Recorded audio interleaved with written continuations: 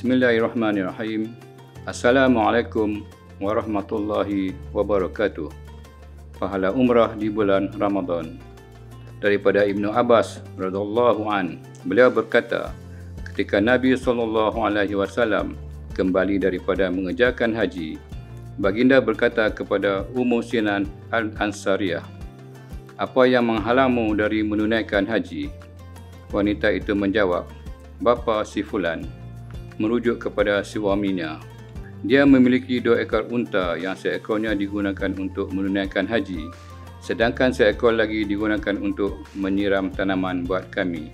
Kemudian baginda bersabda, "Umrah pada bulan Ramadan sebanding dengan pahala haji atau haji yang dilakukan bersama-samaku."